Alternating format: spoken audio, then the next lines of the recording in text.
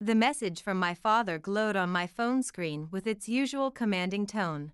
Family meeting at the manor, 7 p.m. Non-negotiable. I stood before the imposing oak doors of my family's historic mansion, my hand hovering over the antique brass knocker. The carefully preserved Victorian architecture and my father's prized collection of vintage cars in the circular driveway represented everything the Reed family stood for: tradition, wealth, and the preservation of the past. Everything I'd apparently failed to honor. I am Autumn, the black sheep of the Reed family. While my siblings collected prestigious degrees and accolades like vintage wines, I chose a different path, one that involved breathing new life into forgotten treasures with my own hands, building something uniquely mine. My father's antique empire dealt in perfection. I saw beauty in the broken. The door swung open before I could knock. "You're late," my mother said, her pearls gleaming in the evening light, lips pressed into a disapproving line. "Everyone's waiting." I glanced at my watch, 6:58 p.m. In the Reed family, anything less than 15 minutes early was considered an insult. The study fell silent as I entered. Victoria sat primly on the edge of a Louis XIV chair, her M&A lawyer's briefcase by her feet. Penelope, fresh from her private clinic, wore her designer surgical scrubs like armor. Blake, my younger brother, didn't even look up from his tablet, probably checking his tech company's latest stock prices. My father stood by the floor-to-ceiling display cases housing his most precious antiques, hands clasped behind his back like a museum curator preparing to dismiss a forgery. "Sit down, Autumn," he commanded, gesturing to the lone Victorian chair facing everyone else. The setup reminded me of an auction house, with me as the item up for assessment. "What's this about?" I asked, remaining standing, my eyes drawn to the half-restored Tiffany lamp in the corner, one I'd begged to repair months ago. Victoria reached into her leather briefcase and pulled out a document, the paper so crisp it practically crackled in the silence. "We've been discussing the family's legacy," she said in her boardroom voice, "and we've come to a necessary decision. For the preservation of the Reed name," my mother added, perching beside Penelope on the antique settee, her fingers nervously adjusting her heritage diamond necklace. The document made its way into my hands, the legal jargon dense but certain phrases cutting through like sharp edges of broken glass: formal dissolution of familial ties, relinquishment of inheritance rights, termination of family trust association. "You're disowning me?" The words echoed against the wood-paneled walls, bouncing off display cases filled with pristine antiques my father had collected over decades.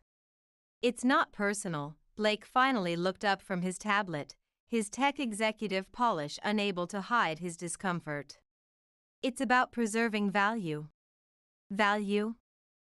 I laughed, the sound harsh against the refined atmosphere. "I'm your daughter, your sister. How is this not personal?" "Your choices reflect poorly on the Reed legacy," my father said, gesturing to the surrounding antiquities. "Your little restoration hobby, my business," I corrected, my voice steady despite the trembling in my chest. The irony wasn't lost on me. Surrounded by these preserved pieces of history, they were about to break apart their own family. "Fixing broken chairs in your warehouse isn't a business," Penelope scoffed, her surgeon's hands elegant even in dismissal. "It's embarrassing. Do you know what my colleagues at the clinic say when they ask what my sister does?" "We've given you every opportunity," my mother continued, her voice echoing off the crystal displays. "The finest schools, connections to the most prestigious auction houses, access to the best collections, and you've thrown it all away to play with damaged goods." I looked down at the document again, my hand steady despite the earthquake in my chest. Years of subtle jabs about my peculiar interest in restoration, disappointed sighs when I'd choose a broken antique over a pristine one, and backhanded compliments about my creative hobby had prepared me for this moment. They'd never understood that sometimes the most valuable things were the ones that needed fixing. Where do I sign?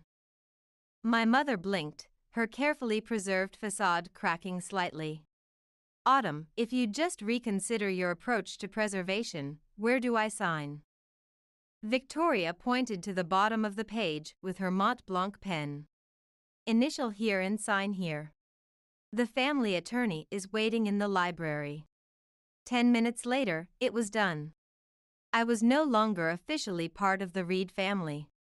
The weight of their expectations, their obsession with perfection, their dismissal of anything broken or flawed, all of it lifted from my shoulders. I hope you understand, my father said as I headed for the door, his reflection multiplied in the glass cases of his precious collection. This is for the preservation of our legacy. I turned back one last time, taking in their faces, the people who were supposed to love me unconditionally. You know what's ironic? You're so worried about preserving the family name, about maintaining perfect appearances, but you have no idea what I've actually built. You never bothered to look past the surface. Autumn, my mother started. No, I cut her off, my hand on the doorknob. You've made your choice. Now you get to live with it. Just like all these perfect pieces you've collected, beautiful on the surface, but ultimately empty inside. The door closed behind me with a soft click, too gentle for the magnitude of what had just happened. My phone buzzed, a notification from my restoration studio's business account. Another commission had come in, this time from a prestigious museum, pushing my monthly revenue well into six figures again. I smiled as I walked to my restored vintage Mustang, thinking about the stack of antiques waiting for my touch, the upcoming collaboration with the Smithsonian, and the feature article being written about my innovative approach to historical preservation. They wanted to cut me off? Fine. They'd learn soon enough what they'd thrown away. Success, after all, is the sweetest form of restoration. As I drove away from the mansion I'd grown up in, I didn't feel sadness or anger. Instead, I felt something else entirely: freedom. The freedom to see beauty in imperfection, to believe that everything broken deserved a chance at renewal. Family, I realized, wasn't about preserving appearances, it was about who sees the value in what others discard. And I had people in my life who did exactly that. They just weren't the ones I was leaving behind. You did what? Maya nearly dropped her artisanal coffee across my workbench. 3 days had passed since the disownment, and I'd finally gathered the courage to tell my best friend. Signed the papers without arguing, I said, carefully applying gold leaf to a crack in a Victorian music box, following the Japanese kintsugi principle of highlighting repairs rather than hiding them. You should have seen their faces. They expected tears, begging, maybe a dramatic breakdown worthy of their family theatrics. But your inheritance, Autumn. The Reed family collection, the connections to every major auction house in the country, all of it just gone? I set down my restoration tools and looked at her directly. What inheritance? A share in a business that only values perfection? The privilege of being told my restoration work ruins antiques at every family dinner? Marcus burst through the door of my workshop, his laptop clutched to his chest like a priceless artifact. My marketing director and business partner always had perfect timing. Autumn, you need to see this. He spun his laptop around. Heritage and Restoration Monthly just featured us. They're calling you the revolutionary restorer, bringing new life to America's forgotten treasures. Maya leaned in to scan the screen. Holy! Autumn, these commission rates, is that really how much museums are paying you? That's just last month, Marcus grinned. Wait until they see our new conservation technique. The Sustainable Restoration Initiative alone is going to, my phone buzzed, another commission request, then another, and another. What's happening? I asked, setting down the delicate gold leaf brush. Marcus refreshed his browser. The article just went live. We're trending in the art world. The historical preservation community is going crazy over your innovative restoration methods. I walked to the wall of display cases showing my latest restorations. Antique furniture brought back to life, vintage timepieces ticking once again, damaged art pieces transformed into stunning examples of preservation meets innovation. Each piece told a story of resurrection, of beauty found in brokenness. We need to scale up, Marcus said, already typing furiously. I'm getting inquiries from 3 major museums. They want exclusive restoration contracts. Maya squeezed my shoulder. And your family has no idea. They never bothered to look, I said, picking up a piece I'd finished that morning, a Victorian music box restored with gold-filled cracks, celebrating rather than hiding its history of damage. Too busy protecting their perfect collection to notice their daughter built a 6-figure restoration business from scratch. 7 figures, actually, Marcus corrected, still typing. After these museum contracts go through. My phone rang. Unknown number. Hello? Is this Autumn Reed? A woman's crisp voice asked. This is Catherine Williams from Antiques and Heritage Quarterly. We're doing a feature on innovators revolutionizing historical preservation. Your name keeps coming up in conservation circles. I caught Marcus's eye. He gave me a thumbs up. I'd love to hear more, I said, keeping my voice steady despite my racing heart. We're particularly interested in your philosophy of highlighting rather than hiding repairs, your innovative conservation techniques, and your rapid rise in the field. Would you be open to an interview? Cover story potential? I thought about my father's face when he saw me on the cover of the magazine he'd subscribed to for 30 years. Absolutely. When were you thinking? After setting up the interview, I turned to find both Maya and Marcus staring at me. What? Antiques and Heritage Quarterly? Marcus whispered. Do you know how huge this is? Their features literally define careers in the preservation world. Maya hugged me tight. This is it, Autumn. This is your moment to show them what true preservation means. I pulled away and picked up my tools again. No. This is my moment to show that sometimes the most valuable restorations aren't about maintaining perfection, they're about honoring the journey of broken things. I gestured to my workbench, where dozens of damaged pieces waited for my touch. I've got restorations to complete. The next few weeks passed in a blur. I hired 3 apprentices to help with the growing workload. Marcus expanded our online presence and negotiated deals with museums. Maya helped me prepare for the magazine interview, asking questions about my restoration philosophy while I worked on increasingly complex pieces. Tell me again about your inspiration, Maya said one evening, playing reporter while I delicately reconstructed a damaged Faberge egg. I held up the piece, its newly restored surface catching the light. I see stories in broken things, in the pieces others discard. Every crack, every imperfection tells a history. It's not about erasing that history, but about honoring it while giving it new life. That's it, she said softly. That's what makes your work special. You're not just restoring objects, you're preserving their stories of survival.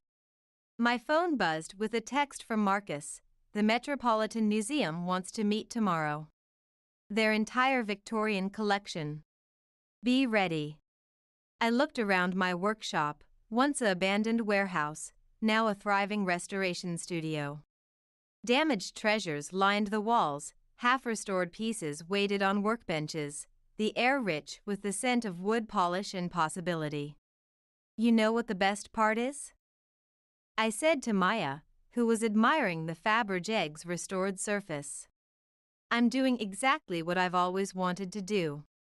What they called a hobby is now revolutionizing how we think about preservation. Speaking of them, Maya hesitated. Have you heard anything? Not a word. I picked up my tools again. But they will soon enough. Everyone will. The restored Faberge egg caught the setting sun, its repaired cracks now filled with gold, creating an entirely new pattern of beauty. Like my life, I thought, what was broken becoming something unexpectedly magnificent. Time to get back to work, I said, reaching for another piece waiting to be restored. These treasures won't resurrect themselves. There she is. Catherine from Antiques and Heritage Quarterly rushed toward me, her heels clicking against my studio's restored hardwood floors. Our cover star. She thrust the magazine into my hands. My face stared back at me, surrounded by my most intricate restorations. The headline read, "The Art of Resurrection: How Autumn Reed is Revolutionizing Historical Preservation." The response has been extraordinary. Catherine gushed. The conservation community is buzzing. 3 major networks want features on your restoration techniques. Marcus burst in, waving his tablet. Autumn, the website crashed from traffic. We've got waitlists forming for every restoration service. And that Metropolitan Museum contract, they doubled their initial offer. I traced my finger over the magazine cover, still struggling to believe it was real. The article detailed everything: my restoration philosophy, conservation techniques, revenue growth, everything except my family's rejection of my work. The Today Show called, Catherine continued. They want to feature your restoration of the Vanderbilt clock. Prime morning slot. My phone lit up with a text from Victoria, my first contact with family in 2 months. Family business requires urgent discussion. Critical matters pending. I showed the message to Maya, who'd been quietly cataloging restoration requests. Funny how you're suddenly family again when they need something, she muttered. Another text arrived, this time from Penelope, saw the magazine. Your restoration work, why didn't you tell us? Call me ASAP. Ignore them, Marcus said, glancing at my phone. We've got bigger things to focus on. The British Museum wants to commission 3 full collection restorations, 6 figures each. Catherine cleared her throat. Speaking of figures, Forbes is interested in featuring you in their 30 under 30 list for innovation in arts and culture. The notifications kept coming. Blake, Mom's upset about the press coverage. You should call. Then my father, we need to discuss your recent publicity and its impact on the family business. Your restoration philosophy is inspiring people, Catherine said, oblivious to my family drama. Young conservator refuses traditional methods, proves everyone wrong through innovation. It's resonating, especially your approach to highlighting rather than hiding imperfections. Marcus added, the video of you restoring that damaged Chippendale chair went viral. People love seeing the transformation process, how you honor the piece's history while giving it new life. My phone buzzed again, my mother this time, family dinner Sunday, 7 p.m. Your father's study. We have much to discuss about the future of Reed Antiques. Maya read the message over my shoulder. You're not going, right? I picked up a piece of fractured Victorian porcelain, turning it over in my hands. Remember what you said about my work, Maya? About preserving stories of survival? Autumn, no. They don't deserve, I'm going. I cut her off, but not for the reasons they think. The rest of the week was a whirlwind. The Today Show interview went viral. Restoration commissions flooded in faster than we could handle them.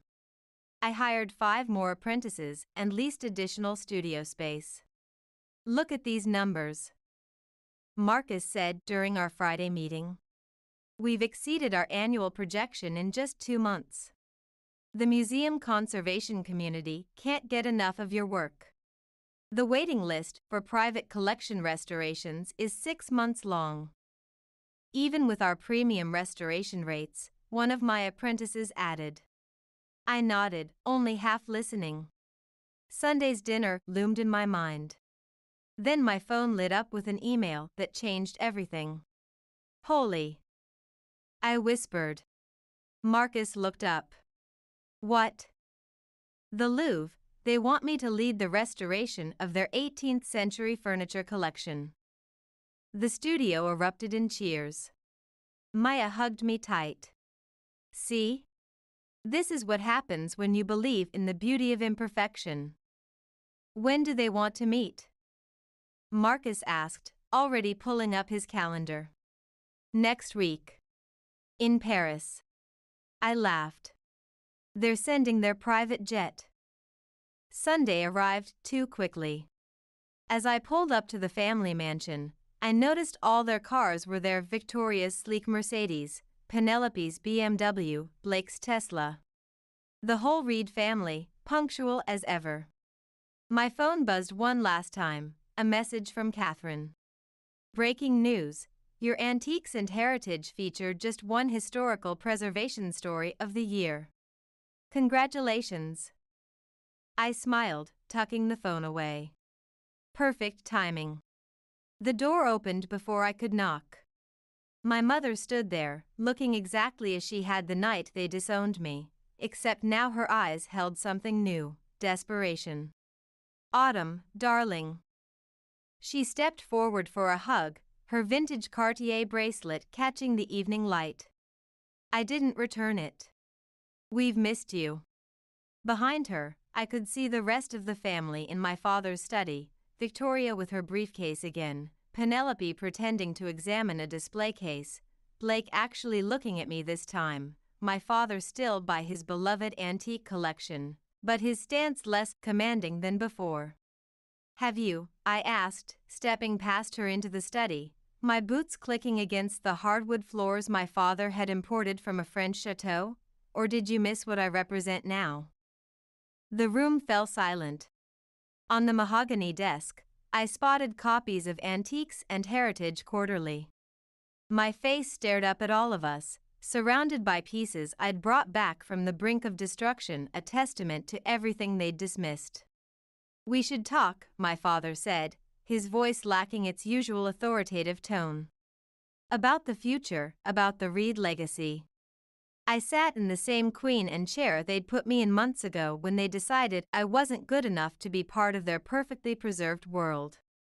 Yes, I agreed, smoothing my vintage Chanel dress, a damaged piece I'd restored myself. Let's talk about legacies. The silence in the study was thick enough to cut.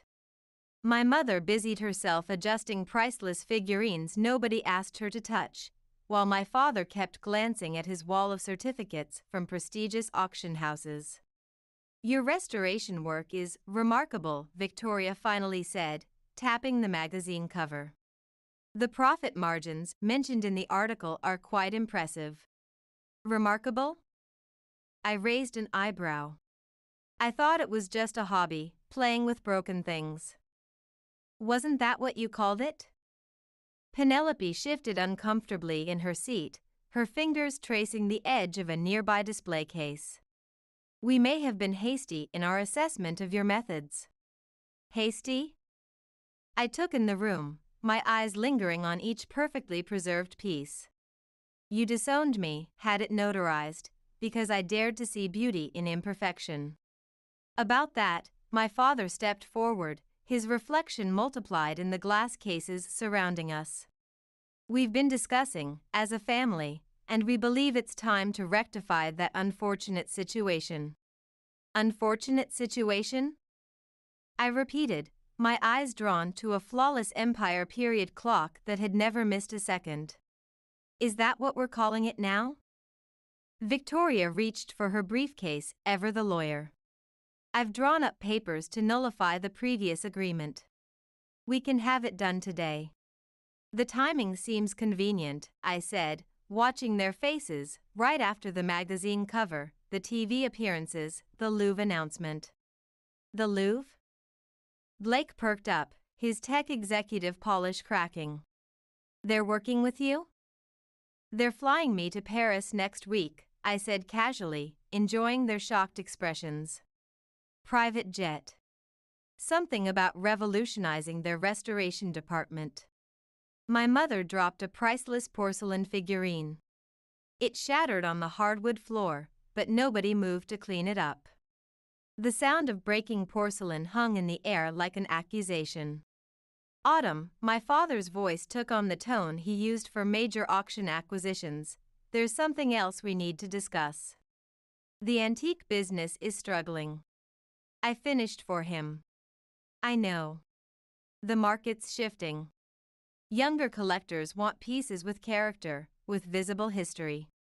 They're not interested in perfectly preserved emptiness anymore. Your restoration-free approach is becoming obsolete. The color drained from his face. How did you? I have good advisors now. They keep me informed about market transformations and emerging opportunities. Then you understand, Victoria jumped in, her legal training showing. The family business needs to evolve. Your innovative restoration approach, your media presence, your connection with younger collectors, it could be exactly what Reed Antiques needs. I laughed, the sound echoing off the display cases. So that's what this is about. You don't want me back, you want my success to save your outdated business model. That's not fair. Penelope protested. We're family. Are we? I stood up, walking to the wall where family portraits hung chronologically, none of them including me, because 3 months ago, in this very room, you made it very clear that I wasn't preserved enough to be a Reed. People make mistakes, my mother said softly, still staring at the broken figurine at her feet. We're trying to make it right. No, I turned to face them. You're trying to save yourselves. The business is facing bankruptcy, isn't it, Dad? And Victoria, that partnership at the auction house? It fell through when collectors started demanding restoration services. Penelope's private practice is struggling, and Blake's tech investments tanked. They stared at me, shocked at how much I knew. Like I said, good advisors. We could help each other, my father insisted. Pool our resources. The Reed name still means something in this industry. My name means something, I corrected him. My work means something. And I did that without your perfectionist legacy. Actually, I did it by embracing everything you taught me to reject. My phone buzzed, a text from Marcus. Louvre doubled their offer. Says your restoration philosophy is exactly what they need. I have a meeting, I said, gathering my things, with people who saw value in my work before the magazine covers and TV spots. Autumn, please. My mother grabbed my arm, her vintage tennis bracelet catching the light. We're sorry. We were wrong. What more can we say? I gently removed her hand. You know what's fascinating about my work? I take pieces that people have given up on, things considered beyond repair, and I show the world their inherent value. But some things, I glanced around at the perfectly preserved room, once broken, need to stay broken. Some relationships, once shattered, are more honest in their broken state. You're really going to hold on to this? Blake asked, after we've apologized. Apologized? I walked to the door, passing the broken figurine, a perfect metaphor for our family. All I've heard are business propositions and convenient excuses. Not one of you has actually said you're proud of what I've built or admitted you were wrong about my vision. You just want what I have now. That's not true. Victoria started. Save it, I cut her off. Keep your legal papers and your business proposals. I'm doing fine honoring imperfection on my own. At the door, I turned back one last time. You know what the worst part is? If you'd supported me from the beginning, I would have helped you without hesitation. Family meant everything to me. But you taught me something valuable when you disowned me. Sometimes the family you choose is better than the family you're born into. And mine understands that perfection isn't the same as value. I walked out, leaving them with their broken figurine and shattered pride. My phone buzzed again. Maya this time. How'd it go? Exactly as expected, I texted back. They want what I have, not who I am. Their loss, she replied. Studios packed with new arrivals from that estate sale. Want to come help? Pizza's on me. I smiled, starting my car. Family dinners are overrated anyway. Especially when they're served with a side of hypocrisy. The sun was setting as I drove away, casting long shadows behind me. Like the pieces I worked with, I'd been discarded but found my own way to shine. Some might call it poetic justice, I called it restoration of the self. The text came 3 days later, dinner tonight, please. Dad. I showed it to Marcus during our morning restoration assessment. Think he'll actually understand the value of imperfection in person? Don't go, he said, not looking up from his laptop. We've got the Louvre meeting tomorrow, and the British Museum contracts need reviewing. I'm going. I picked up a damaged Art Nouveau vase, considering its potential. But this time, I choose the place. I texted back, Lantiquaire, 8 p.m. I'll make reservations. The response was immediate, that's rather expensive. I'm buying, I replied. Bring Mom. Let me show you what actual value looks like. Lantiquaire was the kind of restaurant my parents used to boast about frequenting before their business started struggling. Each table was decorated with authentically restored antique centerpieces, most of them my work.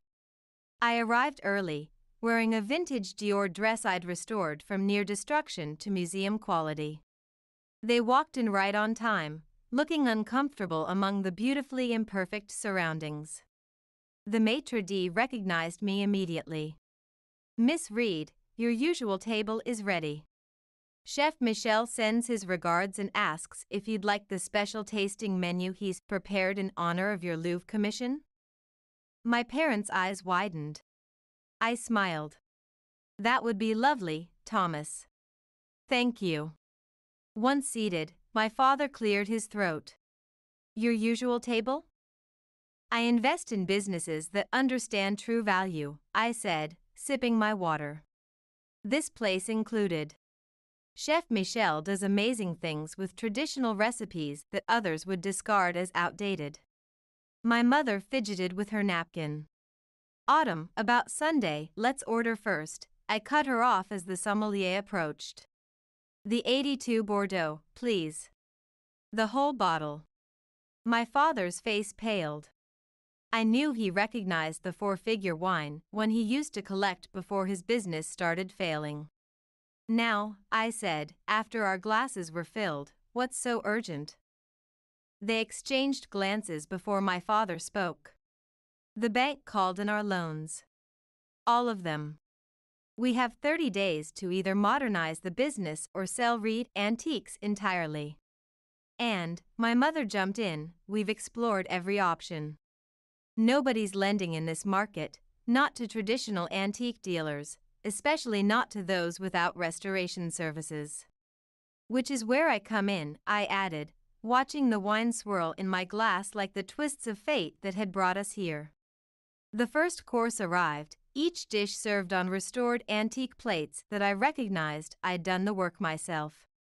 My parents barely touched their food, the irony of eating from restored pieces seemingly lost on them. We need help, my father said finally, the words seeming to physically pain him. Your help.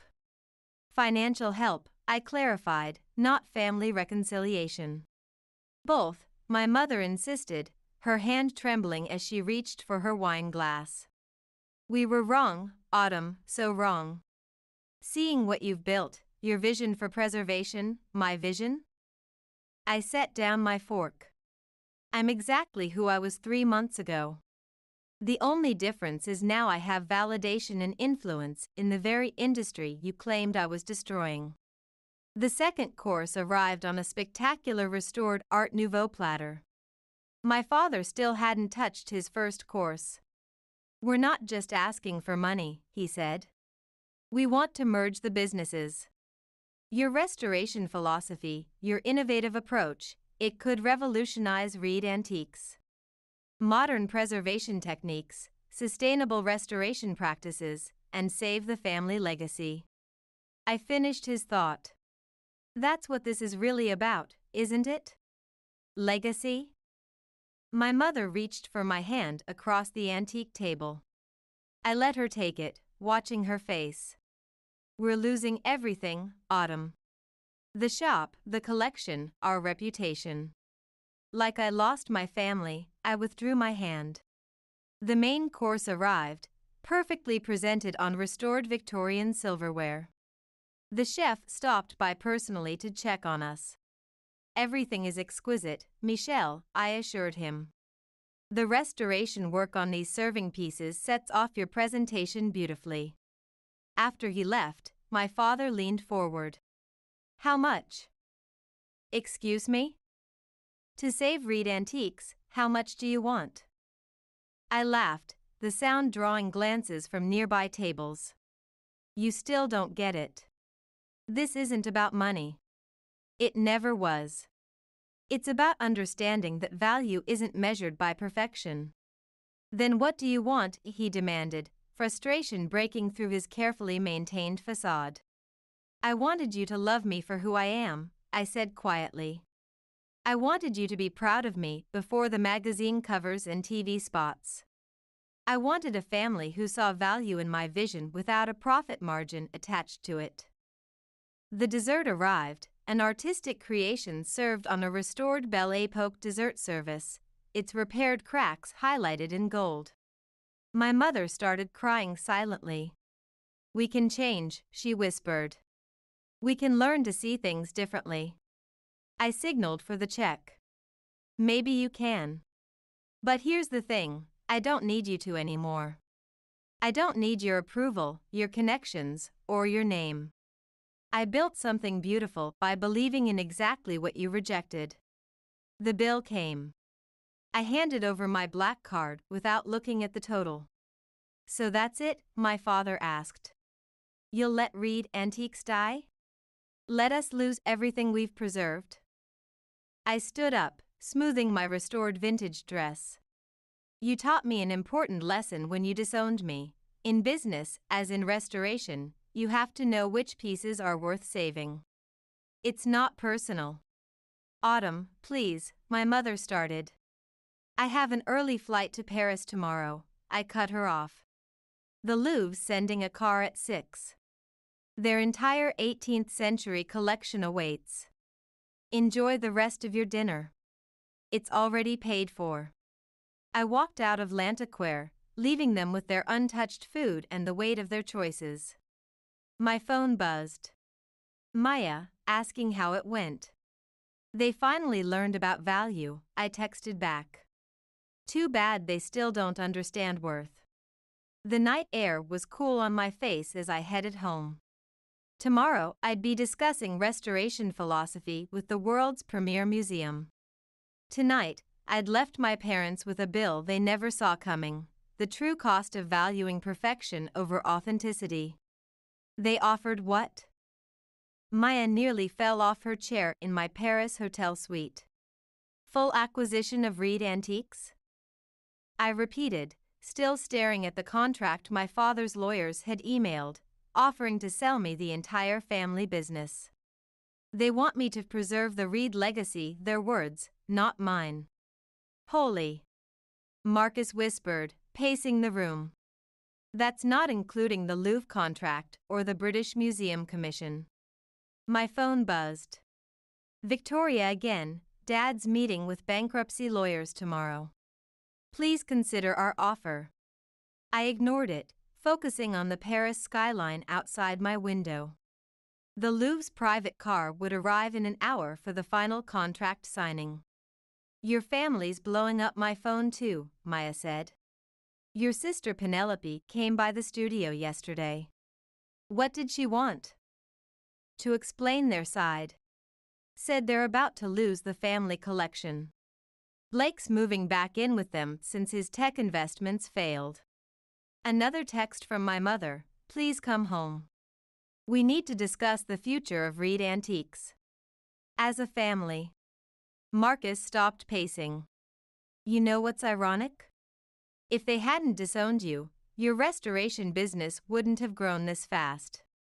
You channeled all that rejection into revolutionizing the entire field. Speaking of work, Maya picked up a piece from my latest collection, a phoenix rising from shattered crystal and broken porcelain. This is different. More personal. It's for the Louvre installation, I said. I'm calling it Family Legacy. My phone rang. Dad. I let it go to voicemail.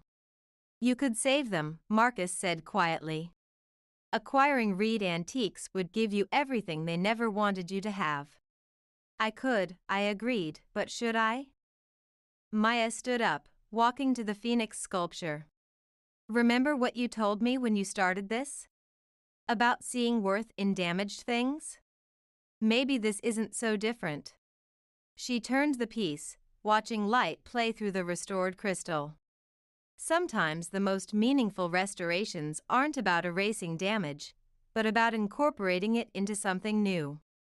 My phone buzzed again, a text from Blake. They're selling Dad's first acquisition tomorrow, the Georgian writing desk. They made their choice, I said, but my voice wavered. That writing desk was where I'd first learned to appreciate antiques, sitting on my father's lap as he explained its history. Marcus sat down, pulling up something on his laptop. Look at this. I've been analyzing the numbers. You could acquire Reed Antiques for a fraction of its former value right now. Transform it into a modern restoration house. Your innovative techniques plus their traditional client base, it could work. Maya added, but only if you want to. Some things are worth restoring, others. A knock at the door interrupted us. A courier with a thick envelope. Inside was a letter from my father, handwritten on his personal stationery paper from that Georgian desk. Autumn, I've written this letter 100 times in my head. Nothing sounds right. Nothing can excuse what we did.